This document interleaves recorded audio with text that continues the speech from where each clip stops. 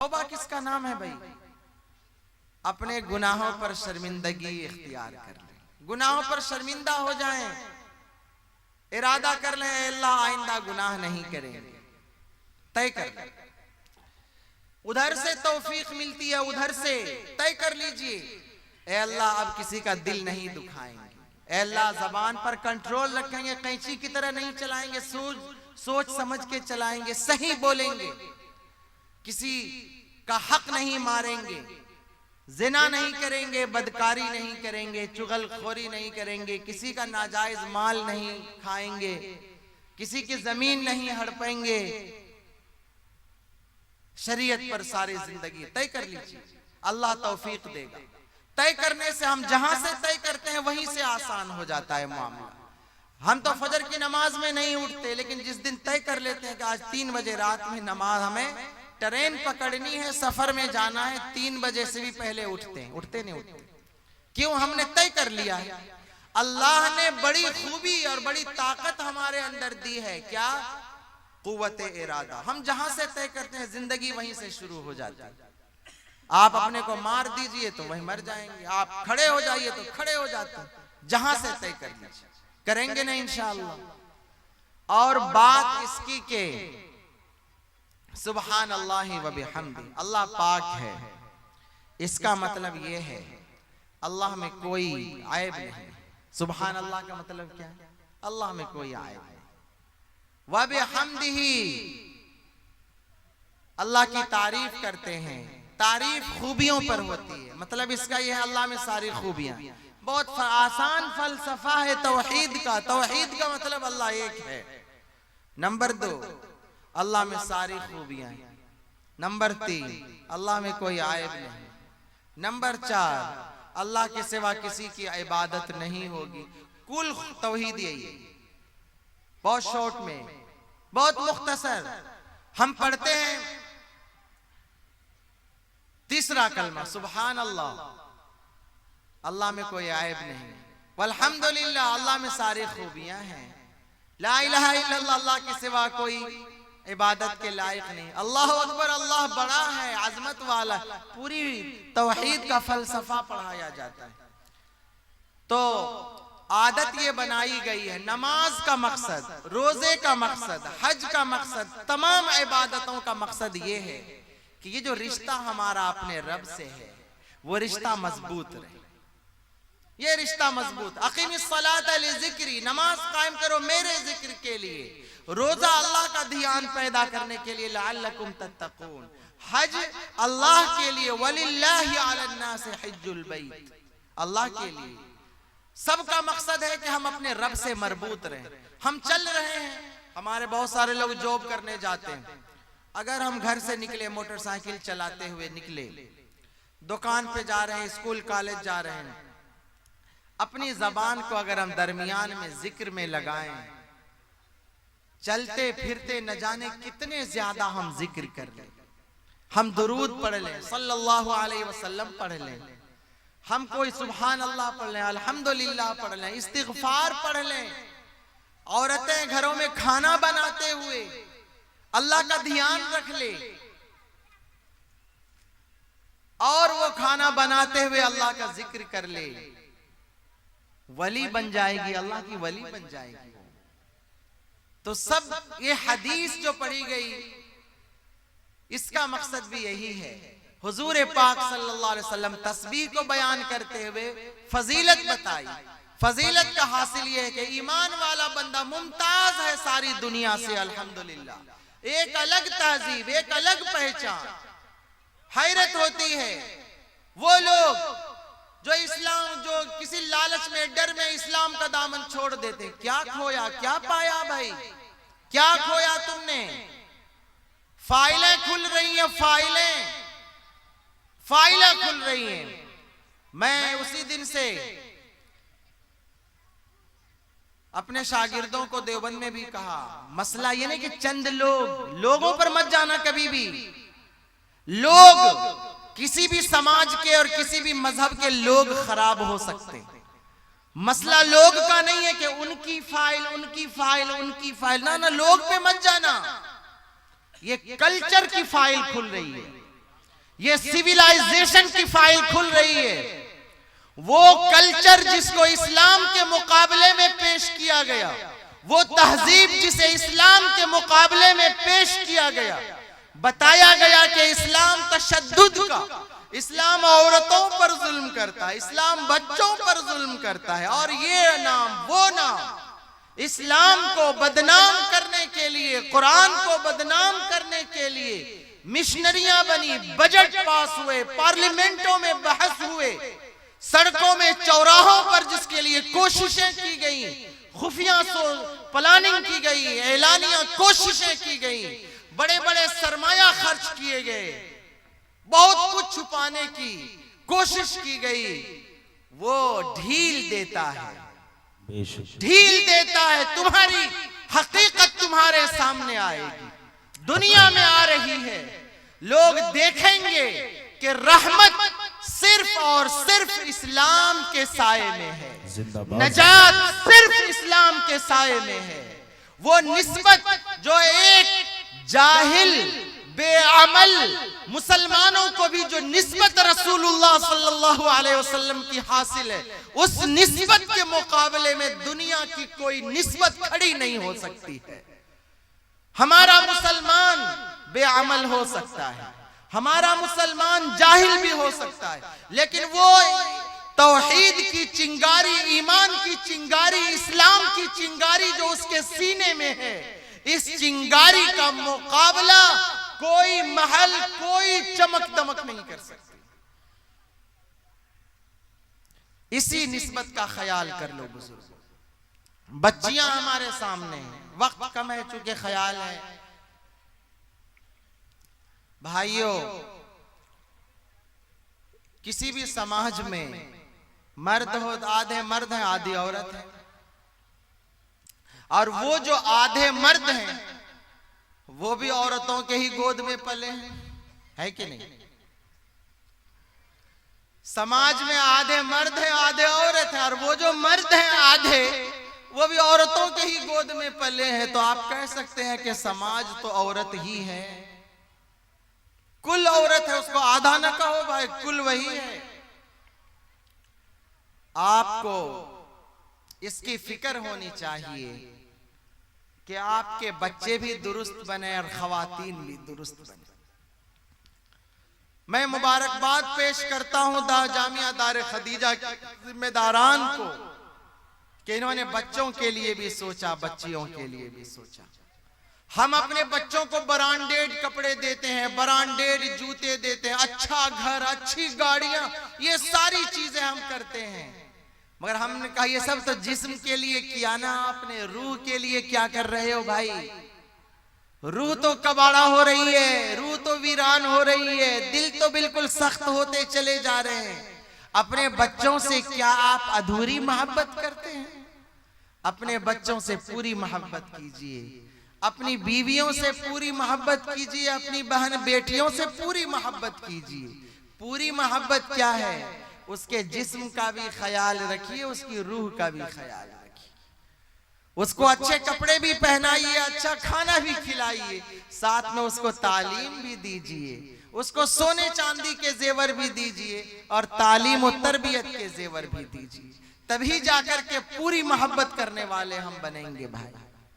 आप इरादा कीजिए बुजुर्गों, हम बैठे हैं ना भाई, ये जलचंदे वंदे के लिए नहीं बैठे हैं ना, हम बैठे हैं इसलिए कि कुछ फिक्र आ जाए हमारे अंदर, कुछ तब्दीली का इरादा कर ले। हम भी ये सोचते हैं कि भाई जैसे रेड़ी वाला होता है ना जो आवाज लगाता है, ले लो चाय ले लो, सामान ले लो, हम लोग भी भाई रेड़ी वाले असल आवाज लगा देते, भाइयों ले लो, ये कोई कुर्सी मिल गई बहुत अच्छा है, माइक मिल गया बहुत अच्छा है। ट्रेनों में जाते हुए कभी आवाज लगा देते हैं, कभी घरों पर आवाज लगा देते हैं। एक बाप अपने बच्चे को लेकर देवबंद पहुंचा 2023 में, छोटा सा बच्चा कहता है देवबंद हमको बहुत अच्छा लगा। मैंने कहा भाई देखो, बच्चे को देवबंद बहुत अच्छा लगा, अब जाके मदरसे में दाखिल करो इसको ताकि अगली बार ये मदरसे में आए। आपको हैरत होगी, सिर्फ 1.5 साल में वो बच्चा स्कूल जाने लगा था, सिर्फ 1.5 साल में वो हाफिज कुरान बना। अभी दस्तारबंदी वहीं से आ रहा हूं मैं, 1.5 साल में वो बच्चा हाफिज बन गया, सिर्फ एक जुमले। भाई एक बात कह दी कि इसको बस तुम हाफिज बनाओ, इसको देवबंद पसंद आ गया है। उसके बाप के दिल में ये बात आ गई और उसने आके मदरसे में दाखिल कर दिया। 1.5 साल में अबू अहमद नाम का बच्चा हाफिज बन गया। रेड़ी वाला जैसे आवाज लगाता है उसको कुर्सी महक नहीं चाहिए, जहां खड़े हो गए कुछ बात बोल करके निकल गए। अल्लाह ताला कहने और सुनने को कबूल फरमा ले। आप इरादा कीजिए, बड़ी जिम्मेदारी है, घर का माहौल बदले, अपने बच्चे और बच्चियों की निगरानी भी कीजिए, उनकी तालीम और तरबियत का ख्याल कीजिए। तालीम दीनी भी दीजिए, दुनियावी स्कूल में भी पढ़ाइए, कोई मसला नहीं है भाई, ये सब चीजें ऐसे ही है। हाँ, दीन का जरूरी इल्म हासिल करना हर मुसलमान मर्द और औरत पर फर्ज है, इस पर अमल करना। बच्चियां जो हैं आपको आलिमा बनाया गया है, ये विरासत है रसूल पाक सल्लल्लाहु अलैहि वसल्लम। बड़ी जिम्मेदारियां, अगर आपने इल्म सीखा है कि लोग आलिमा कहें, अगर आपने इल्म सीखा है कि आप रोब जमाएं, तो तौबा कर लीजिए, अभी तौबा कर लीजिए। इल्म सिर्फ अल्लाह के लिए सीखा जाता है, इल्म सिर्फ अमल के लिए सीखा जाता है। आप हिम्मत और हौसले से काम लीजिए, आप इरादा कीजिए कि पूरी शरीयत पर हम अमल करेंगे, पूरी शरीयत को नाफिज करके दिखा देंगे। दिखाने का वक्त आया। आपने देखा वो स्कूल की बच्ची, कॉलेज की बच्ची मुस्कान गुंडों के बीच में अल्लाह अकबर का नारा लगाया, सारी दुनिया ने उस खबर को कवर किया और साबित कर दिया कि हमारी ये बच्चियां कमजोर नहीं है, हम जहां से तय कर लेते हैं वहीं से मजबूत हो जाते हैं। आप तय कर लीजिए, आपको अल्लाह ने बड़ी सलाहियत दी। बच्चियां, हुजूर पाक सल्लल्लाहु अलैहि वसल्लम फरमाया हदीस में कि मैं जो है, मेरे दिल में आता है आज लंबी नमाज पढ़ाऊंगा, फिर किसी बच्चे की आवाज सुनता हूं मुख्तसर कर देता हूं। कोई बच्चा रोने लगता है तो मैं मुख्तसर करता। बड़ी लाडली उम्मत है ना, आप बड़ी कीमती हैं, बड़ी कीमती। आप आलिमा बनी हैं, आप तय कर लीजिए बुराई के खिलाफ हम एक इनकलाब लाएं, बुराई के खिलाफ इनकलाब। अगर तारीख है दुनिया तो तारीख रात में ही चांद को तलाश किया जाता है, तारीख रात में ही चांद को तलाश किया जाता है। तारीखियां बढ़ रही हैं तो सुबह दरख्शां भी आएगी, रोशन सुबह भी निकलेगी। और ऐसा नहीं है कि आज सिर्फ तारीखियां हैं, लोग तारीखियों को देख रहे हैं, रोशनी को देखो भाई, रोशनी को भी देखो। दोनों चीजें एक साथ आज भी हैं, हम नहीं देख पाते ना, वो हमारा कसूर है, हम कदर नहीं कर पाते। हजरत थानवी रहमतुल्लाह अलैह का इंतकाल हुआ। एक साहब हजरत शाह वसीउल्लाह इलाहाबादी रहमतुल्लाह अलैह के पास गए, कहा हजरत थानवी का इंतकाल हो गया, अब कोई नहीं बचा, कोई नहीं बचा। तो कहा कि फिर हजरत ने इतने शागिर्द और खुलफा क्यों बनाए? तुमने हजरत थानवी की जिंदगी में फायदा नहीं उठाया अपनी सुस्ती की वजह से, और अब के लोगों से भी फायदा नहीं उठाओगे अपने तकब्बुर की वजह से। क्या बात है। अब भी बहुत सारे लोग हैं आपके आसपास, फायदा उठा लीजिए आप जी। तो इसलिए बच्चियों मेहनत करना है और नियत पा इरादा करना है कि शरीयत को हम नाफिज करेंगे, अल्लाह ताला तौफीक देगा और बुराइयों को मिटाएंगे। घर में रस्म व रिवाज है, सुन्नत है, आप भी सुन्नतों पर अमल कीजिए। छोटी छोटी सुन्नत है, मिसवाक की सुन्नत, मिसवाक सिर्फ मर्दों के लिए थोड़े ही, औरतों के लिए। आज एक मदरसे में पूछा, कई 100 बच्चियां थी, कितने के पास मिसवाक है हाथ उठाओ? 5 बच्चियों ने। तो मिसवाक नहीं है ना, तुम सुन्नतों को जिंदा करो। बैतुल खला में दाखिल होते हैं, देखते नहीं कौन सा पैर पहले कौन सा पैर बाद, सीधा धड़ चले जाते। सोने का ये नहीं देखते दाएं करवट पर सोना है बाएं करवट पर, दुआएं याद नहीं है। तो मुश्किलात तो आती है ना भाई। अल्लाह से जुड़ जाइए बुजुर्गों, अल्लाह से जुड़ जाइए। रमजान का महीना आ रहा है, मांगिए, अल्लाह रमजान आ रहा है, पहुंचा दीजिए रमजान तक और तौफीक दे दीजिए और इबादत को आदत बना दीजिए। तय कर लीजिए, अल्लाह तौफीक दे देगा। हम तय करते हैं, अल्लाह तौफीक देता है। अब आखिर में खत्म बुखारी में जो निस्बत की बात है, निस्बत की, यही इस मजलिस का एक की खुसूसियत होती है कि बच्चों को, बच्चियों को इजाजत हदीस दी जाती है। मतलब यह है कि जिस सनद से हुजूर तक सनद पहुंची हुई है उस सनद से जिसे उस्ताद ने पढ़ाया है और जिस असातिज़ा से उस्ताद ने पढ़ा है, उन असातिज़ा के साथ बच्चियों को इजाजत दी जाती है। जब बच्चियों को इजाजत हदीस दे दी जाती है तभी ज़ाब्ते में ये आलिमा बनती है या आलिम बनती है। अगर असातिज़ा इनको इजाजत हदीस न दे तो आलिम नहीं मानी जाएंगी आलिमा। तो सारा मसला इसी पर होता है। खैर, मैंने जो है बुखारी शरीफ 3 असातिज़ा से पढ़ी। दारुल उलूम देवबंद में 2007 और 8 में मैं दौरे हदीस का तालिब इल्म था। उसमें हमने बुखारी अव्वल, ये बुखारी 2 हिस्सों में है, बुखारी अव्वल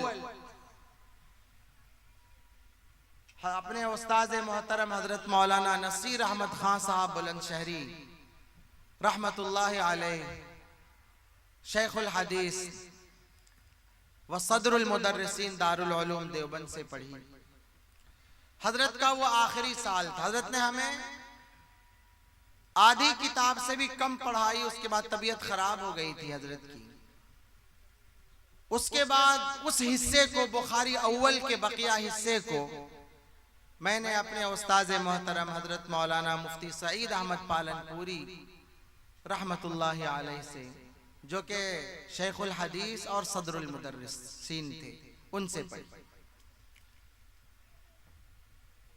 उसके बाद बुखारी सानी दूसरा हिस्सा जो बुखारी का है वो हमने हजरत मौलाना शेख अब्दुल हक साहब आजमी, शेख सानी दारुल उलूम देवबंद से पढ़ी। इस तरह आप ये समझिए कि शेख नसीर अहमद खान साहब रहमतुल्लाह अलैह के हम आखिरी शागिर्द हुए हमारी जमात के साथी, और हजरत मुफ्ती सईद अहमद साहब पालनपुरी रहमतुल्लाह अलैह के बुखारी के हम लोग पहले शागिर्द हुए। हजरत मुफ्ती सईद अहमद साहब, हजरत शेख नसीर अहमद खान साहब रहमतुल्लाह अलैह ने बुखारी शरीफ पढ़ी